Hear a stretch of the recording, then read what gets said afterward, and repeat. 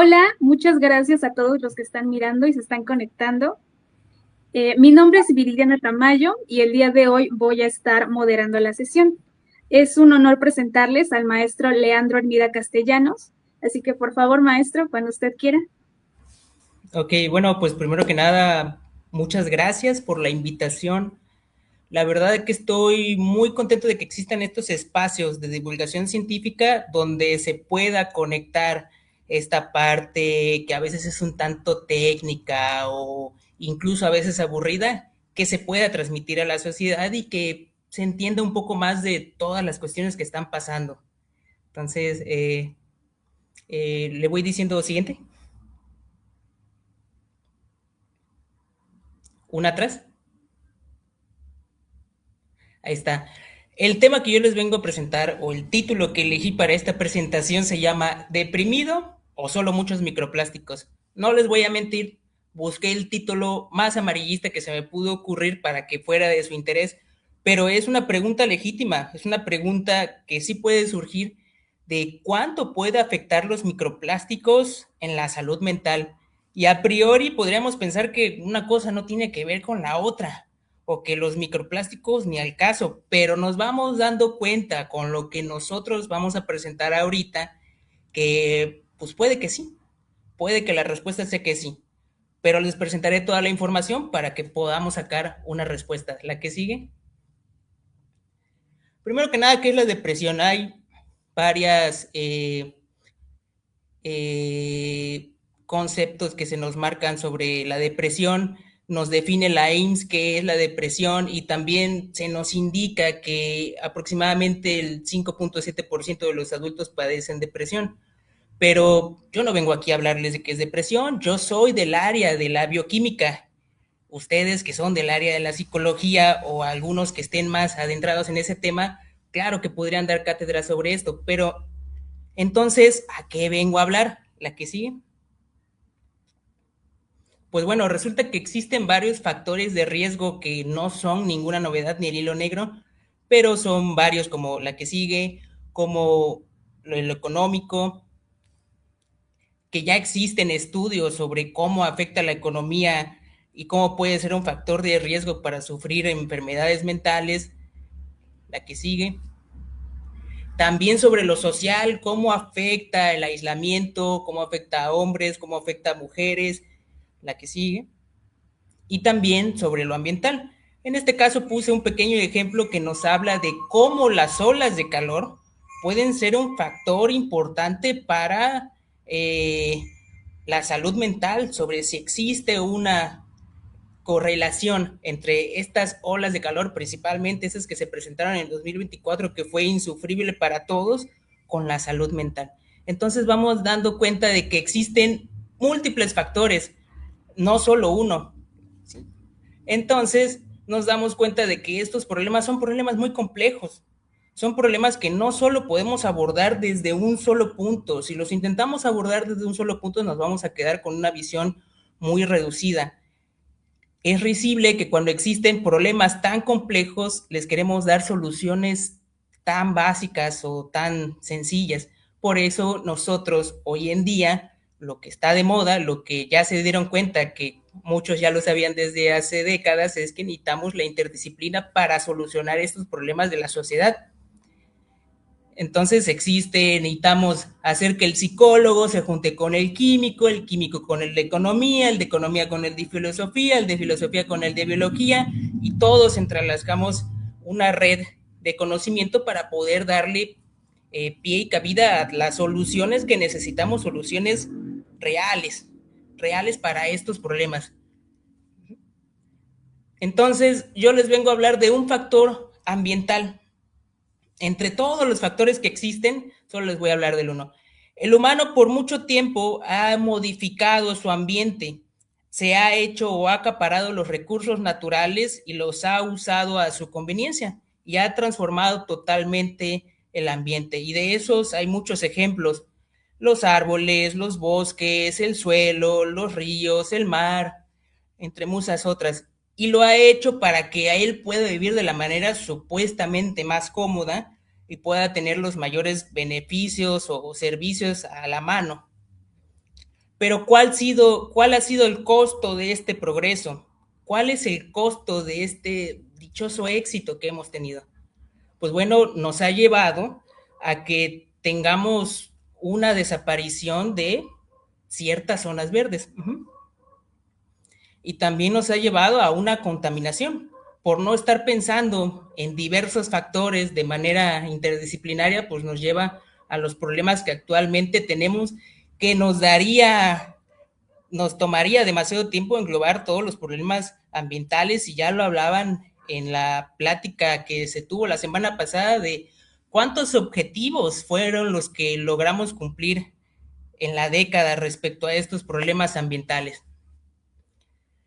Y estos factores ambientales que han cambiado a nuestro medio ambiente, en el caso de las ciudades, está la urbanización, la presión del mercado inmobiliario, la expansión de la infraestructura, y nos podemos dar cuenta, incluso si ustedes tienen el tiempo de ver en Google Maps o en Google Earth, cuál ha sido el cambio del uso de suelo alrededor de los años, nos damos cuenta de que en muchas ciudades la mancha de cemento va avanzando y se va comiendo las partes de áreas verdes. Y esto ya nos los anuncian o nos los dicen que cuál ha sido la pérdida de espacios verdes durante estas décadas y lo que se espera para la siguiente si no tenemos las políticas públicas necesarias. Y bueno, quitamos los espacios verdes y este dichoso progreso nos dice que estas son las áreas que necesitamos. ¿La que sigue? Bueno, aquí les presento varias áreas que tal vez alguna se les haga conocida porque todas son casi exactamente iguales. Todas son áreas que son un montón de locales en medio de un cuarto enorme únicamente para comprar, y no les negaré que yo voy a la plaza a comprar, pero es necesario preguntarnos si en lugar de tener un humedal, si en lugar de tener un manglar, si en lugar de tener una playa, necesitamos una dichosa plaza comercial. Y para construir estas plazas comerciales nos quitan otras áreas.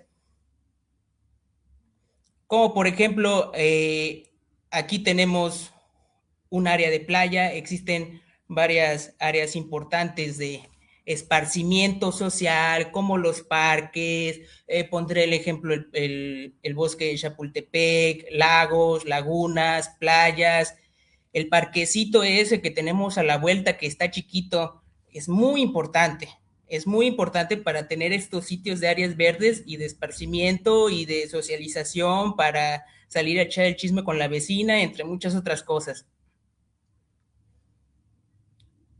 ¿Y cuál es la necesidad de estos espacios verdes?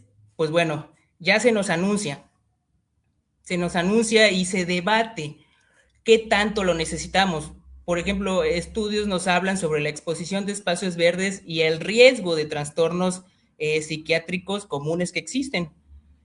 Nos dicen que la exposición a estos espacios verdes pues pueden reducir estos trastornos. Existen los debates debido a que a veces es un poco subjetivo, pero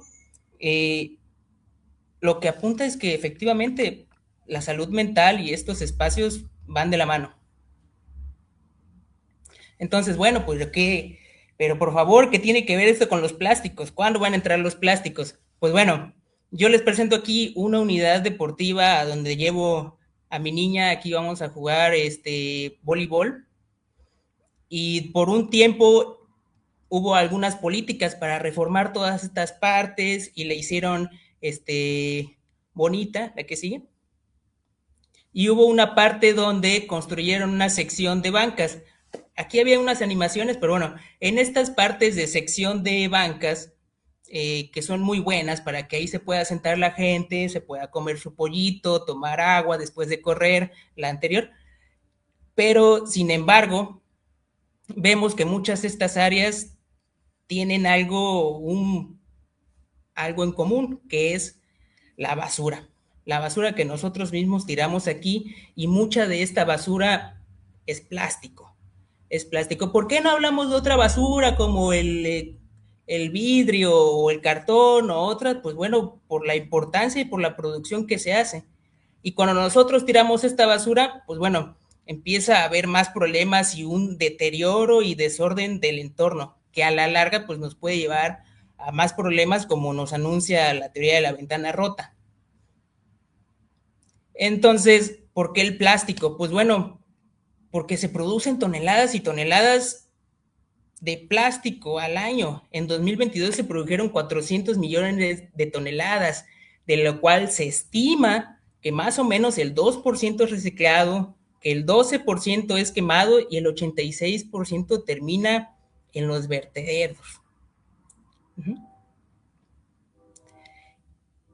Y esto nos da la plastificación de la biodiversidad, que algunos autores nos hablan de ella como la incorporación del plástico al medio ambiente.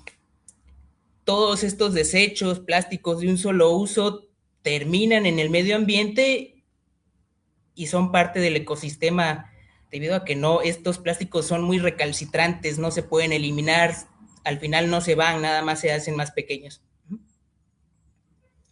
Y a todo esto se suma pues muchos más problemas. Tenemos que hoy en día el hombre no solo sufre una opresión económica, sino también cultural y educativa. Vivimos en una sociedad de cansancio, el hombre vive autoexplotado y también tenemos un hombre sin identidad, entre muchos otros más problemas sociales que nos aquejan.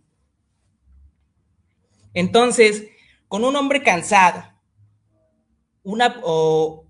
hombre, mujer que llega cansado del trabajo, pensando en la renta, pensando en el día a día de qué va a comer mañana, de que ya se le atrasó la tanda, de que tiene que pagar la colegiatura, de que tiene un familiar enfermo, etc., etc., etc.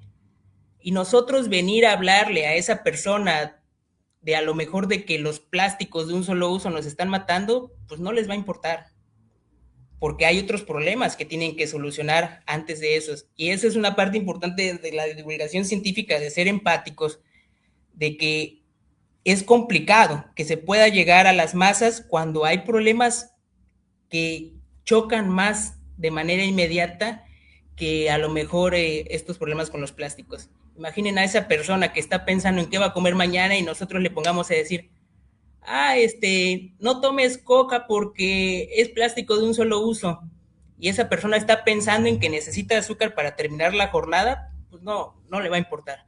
Entonces, eso es un problema multifactorial que necesitamos abordarlo desde varios puntos y no nada más decir, hoy se prohíbe el plástico, hoy se prohíbe tal cosa.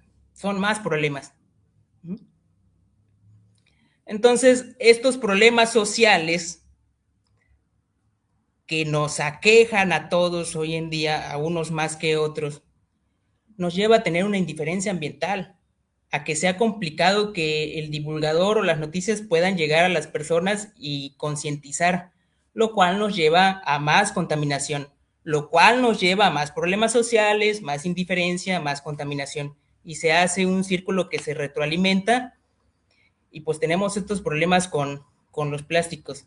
Y al mismo tiempo, pues los espacios contaminados, los espacios que están sucios, llenos de basura, pues nos puede causar problemas mentales. ¿Sí? Siguiente. Pero bueno, ¿y qué pasó con el plástico? Aparte de que se quedó ahí en el río, se quedó ahí en el mar. No solo esto para aquí, en que el paisaje es afectado, sino que también el plástico, al llegar al mar, al estar en el medio ambiente, a estar a la intemperie, se termina intemperizando el plástico. Esto ocasiona que el plástico, por la luz, por las olas, por el aire, por la luz UV, entre muchas otras cosas, se fraccione, se termine rompiendo y se haga cada vez más pequeño. El plástico no desaparece, se convierte en microplástico, se hace más pequeño. Entonces, aquí no se va a ver, no sé qué pasó con las animaciones, pero bueno, tenemos que existe una cantidad de microplásticos en diferentes ambientes. Se ha encontrado microplásticos en el mejillón azul, se ha encontrado en las ostras, en las almejas, en el camarón, y aquí yo les ponía la imagen de que una campechana era la bomba perfecta de microplásticos, aparentemente en los estudios. También se ha visto en peces, en cerveza. Entonces, irse a comer una mojarra al mojo de ajo ahí en Unapalapa pareciera que es peligrosísimo. Pero no solo eso, los estudios siguen avanzando y se encuentran en la sal de mesa, en la miel, en la leche, en las bebidas refrescantes, en el agua de grifo, en el agua embotellada y prácticamente en cualquier alimento encontramos los microplásticos. Y los estudios avanzan y en los lugares que menos nos los esperamos nos encontramos los microplásticos. Así que es un contaminante casi omnipresente que en cualquier alimento lo vamos a encontrar. Entonces, si está en cualquier alimento, pues ¿qué es lo que se espera? Que estemos consumiendo microplásticos. Y ya desde hace años, con la información que existe, se estima que aproximadamente una persona podría estar ingiriendo entre el 0.1 y 5 gramos de microplásticos a la semana. Por lo cual salió esta campaña de que a la semana te estás comiendo una tarjeta de crédito. Y eso es con las estimaciones que se tienen hasta ahora. Todavía nos falta mucha información por encontrar. Y siguen avanzando los estudios y siguen avanzando los estudios y se ha encontrado microplásticos en la sangre humana, se ha encontrado en los intestinos, este que se presenta aquí que es en la leche materna, se ha encontrado en la placenta y en infinidad de partes del cuerpo. Entonces, pues tenemos una dieta a base de microplásticos aparentemente. Y ok, ya comemos microplásticos, pero no pasa nada, ¿verdad? Pues fíjense que parece, o los estudios, múltiples estudios, nos apuntan a que, pues todo lo contrario, pasan muchas cosas y ninguna es bonita. ¿Y cómo afecta nuestra alimentación? En primera instancia debemos de saber la importancia de la alimentación, que esto nos lo podría decir un nutriólogo de manera más clara, pero de manera sencilla son varios factores dentro de la alimentación que nos ayuda a la prevención o en tratamientos de depresión. Es decir, básicamente eres lo que comes. Siguiente. Se ha encontrado, los estudios nos hablan que una alimentación con pocas frutas, con pocas verduras, con poco pescado, legumbres, pocos frutos secos y muchas carnes rojas nos lleva a un estrés oxidativo y nos contribuye al desarrollo de trastornos psiquiátricos. Sin embargo, en alimentaciones con más frutas, más verduras, más legumbres, nos genera antioxidantes en el cuerpo y nos lleva a tener una mejor modulación neuroendocrina, nos lleva a tener una mejor activación de los neurotransmisores y debido a eso, pues posiblemente una mejor salud mental. Y bueno, en la imagen de la izquierda tenemos un estudio en el cual analizaron heces fecales de humanos y en el cual ellos vieron si las heces fecales tenían microplásticos y de ahí partieron a ver si la persona tenía problemas de inflamación intestinal.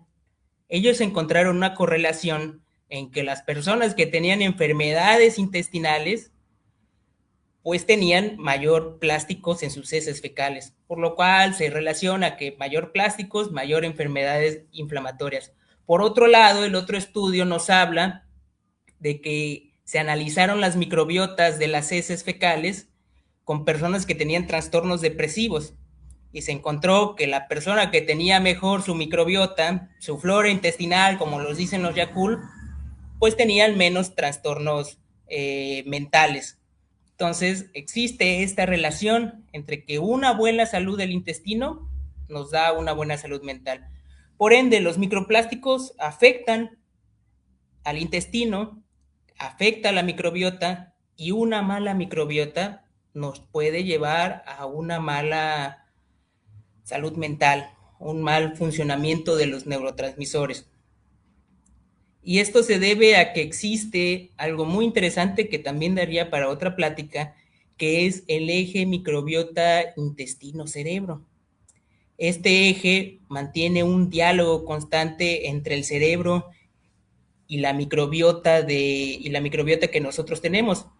es un método de comunicación bidireccional y estoy seguro que muchos de ustedes los han vivido de cuando estamos constantemente en estrés, que hasta se nos afloja el estómago, pero tiene que ver con estos neurotransmisores, por ejemplo, con el cortisol, de que puede llegar a afectar a la permeabilidad del intestino y viceversa. Existe la microbiota, puede producir algunos neurotransmisores que son muy importantes para el cerebro. Entonces, si una se afecta a la otra. Si se afecta a la otra, se afecta a la otra. ¿La que sigue? Entonces, continúan los estudios. Ya sabemos que afecta el intestino y que afecta el intestino afecta a los neurotransmisores, pero también se empiezan a hacer ya otros estudios, evidentemente no en humanos, ¿verdad? Pero se hacen estudios en peces. En este caso, siguiente, se hace un estudio en el cual se exponen peces con microplásticos y otros con no. En este caso se usaron algunas dosis, como 250 microgramos por litro de poliestireno durante 40 días. Y lo que pudieron darse cuenta es que a lo largo de este tiempo los peces que tenían microplásticos sufrieron problemas como neuroinflamación, interrupción del ritmo circadiano y también una disminución de dopamina, serotonina, neuropinefrina, entre otras. Entonces, también hay estudios que todavía están tomando un poco de fuerza, todavía falta más para entenderlos más, pero por ejemplo está este que nos habla de la asociación entre los microplásticos y síntomas depresivos en estudiantes universitarios. En este estudio, lo que ellos analizaron fue los síntomas depresivos y la exposición que tenían estos estudiantes a los microplásticos por medio de la inhalación o por medio de la ingesta, y encontraron una asociación aparentemente significativa. Si a mí me preguntan, todavía falta más información para este tipo de estudios, pero ya están empezando, este es del 2025. Y sin embargo, con todo lo que tenemos de estudios en peces, de estudios en ratas y algunos ya pruebas que se están haciendo o correlaciones que se están buscando en las personas, pues nos están dando pie a pensar efectivamente que la respuesta a la pregunta inicial era sí. Y no solo se queda en eso. Aquí está el meme de la izquierda que nos habla de que si llegaran los marcianos, lo que se encontrarían es que somos impresionantes porque tenemos microplásticos en el cerebro. Y tenemos un estudio en el cual hicieron un análisis de microplásticos en el cerebro. Aquí usaron pues personas que ya habían fallecido y le sacaron un poco de líquido cefalorraquídeo del cerebro para analizar si tenían microplásticos. Y lo que encontraron es que efectivamente esos cuerpos tenían microplásticos dentro del cerebro, lo cual nos indica de que hay ciertos tamaños de microplásticos ya de tamaño micrométrico que pueden atravesar la barrera hematoencefálica. Entonces son varias cosas. Empezamos desde lo social, nos vamos hasta que nos afecta al intestino, que nos afecta a los neurotransmisores, y ahora tenemos información de que los microplásticos los tenemos en la cholla.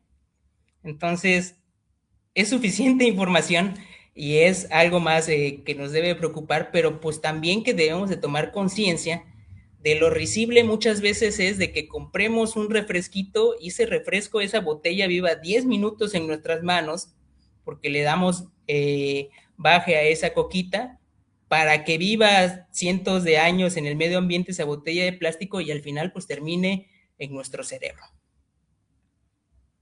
Entonces, a la respuesta es, ¿estás triste o solo hay muchos microplásticos? Pues bueno, ya vimos que existen muchos factores, pero por parte de los microplásticos parece que sí es un factor que poco a poco va a tomar relevancia en este aspecto y en muchos otros. Siguiente. Ya por último, me queda agradecer, estoy muy contento de que me hayan invitado a la plática, es un espacio perfecto para que podamos todos dialogar y aprender y escucharnos y conocer más gente. Y pues muchas gracias por la invitación. Espero que No, les... muchas gracias a usted, maestro. Hay algunas preguntas, no sé si aún tenemos tiempo para responderlas. Sí. Ok, Magali pregunta, ¿qué efectos tienen los microplásticos con el cerebro? Pues mira, Específicamente del último estudio, de que se habla de que los microplásticos pueden entrar al cerebro, hasta ahí se queda. No he visto que exista ya un estudio a lo mejor en células especializadas, pero si nos vamos a lo que mencionábamos del intestino, el intestino, la microbiota que nosotros tenemos produce neurotransmisores. Afectamos la microbiota, afecta a los neurotransmisores que, bueno, pues puede haber, desencadenar algunos efectos. Pero los estudios van a seguir. Esto es relativamente nuevo sobre cómo afecta y es muy interesante porque pues aquí se juntan muchas disciplinas y poco a poco la interdisciplinaridad nos va a sacar más estudios para ser más precisos en qué causa. Porque todavía nos falta saber qué tipo de plástico, poliestireno, polietileno, qué tamaño, qué forma, a qué concentraciones, y entre otras muchas más respuestas que dependiendo de las características de ese plástico, el efecto que nos va a poder causar en el cerebro. Claro, muchas gracias. Dulce pregunta, ¿cuánto tiempo tarda el plástico en degradarse? ¿Cuánto tiempo tarda el plástico en degradarse en el medio ambiente? Supongo que se hace la pregunta. Va a depender, no te tengo el dato ahorita, pero depende mucho de qué tipo de plástico es. Depende también si se encuentra a lo mejor con algunas bacterias o ya existen bacterias que pueden degradar plástico en el medio ambiente. Depende si también está la intemperie, porque existe la fotooxidación, existen otros factores que pueden hacer que el plástico se rompa o se degrade de manera más rápida. Pero tarda bastante. Ok, Cecia nos pregunta, ¿cuántos microplásticos ingerimos sin notarlo? ¿Cuántos microplásticos? Pues mira, el estudio que presenté ahí de que comemos una tarjeta de plástico nos habla de que consumimos aparentemente 5 gramos a la semana. Eso es lo que ellos tienen, pero les menciono, eso es con la información que existe, es una estimación. Podrá pasar de que ciertos lados consuman más, ciertas personas consuman menos, y todavía se sigue encontrando más información de que si lo respiramos, si por medio de la piel, si por medio de muchas otras cosas podemos tener microplásticos en el cuerpo. Claro. Diana pregunta, ¿cómo podemos prevenir el ingerir los microplásticos o qué medidas podemos tomar para evitarlos? Híjoles, ese sí está bien difícil. ¿Cómo nosotros podemos evitar ingerirlo? Está extremadamente difícil porque aparentemente todo tiene microplásticos. Quisiera dar una respuesta optimista, pero si todo tiene microplástico, pues solo que no comamos nada, pero creo que eso va a estar imposible porque a mí me encanta comer, pero está complicado. Aquí va más de la mano de qué es lo que podemos hacer. Necesitamos tomar conciencia y nosotros que a lo mejor tenemos tiempo e internet, hacernos conscientes de estos problemas para que sean ya problemas de vital importancia que nos lleve a políticas públicas que sean eficaces, porque, por ejemplo, esto de no usar popote, de no usar bolsa, está bien, algunas décadas atrás. Ahorita ya estamos viendo los serios problemas y lo que se nos viene de los plásticos, que ya se están haciendo microplásticos ahí en el medio ambiente. Ok. Luis pregunta, ¿hay las suficientes alternativas a los microplásticos actualmente? Alternativas. Pues mira, se ha estado trabajando en bioplásticos, sí existen diversos estudios sobre bioplásticos, a veces está el debate sobre si sí son bioplásticos, sobre si sí sirven, porque existen algunos bioplásticos que se pueden degradar, pero a cierta temperatura y cierta composta. Ay, yo no tengo la composta, ¿verdad? Pero sí se están haciendo alternativas que a priori son más costosas y eso a la industria no le gusta, pero se está trabajando en eso y también se está trabajando en la degradación. Ahí tengo unos compañeros muy buenos para eso que andan trabajando en la degradación de plásticos. Entonces, son alternativas que se están creando para estos problemas. Ok. Jenny pregunta, ¿qué afectaciones tienen el cuerpo los microplásticos a lo largo del tiempo? Un montón, Jenny, un montón. No terminamos hoy. Pero mira, son dos factores, son dos cosas muy importantes que tienen que ver con el estrés oxidativo y con la inflamación crónica. Los microplásticos en el cuerpo pueden causar distintos efectos. Primero ya vimos que en primera instancia en el intestino, es al primero al que llega. Y algunos microplásticos pueden entrar al cuerpo. Y al primero al que pueden afectar es al hígado, después pueden afectar al riñón, después pueden causar estrés oxidativo, después pueden causar problemas inflamatorios, pero nuevamente siguen los estudios porque dependiendo del tamaño, de la forma, van a ser los efectos que nos pueden causar. Pero sí, son suficientes problemas los que nos puede causar como para que nos preocupemos. Por supuesto. Y la última pregunta de Itzel. ¿Se ha encontrado microplásticos en el cerebro humano o únicamente en el intestino? No, no, en el cerebro humano. El último estudio se hizo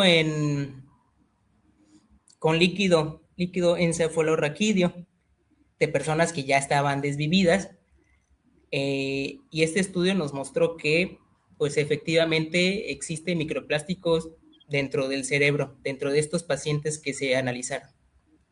Bien, pues con esto terminamos nuestra sección de preguntas y le quería agradecer infinitamente que nos haya prestado su tiempo para poder hablar de este tema, que es muy interesante y es muy importante que se hable actualmente. Y ya, simplemente agradecer a todos los que nos están viendo y eso sería todo por nuestra parte. Muchísimas gracias. Muchas gracias, nos estamos viendo. Hasta luego.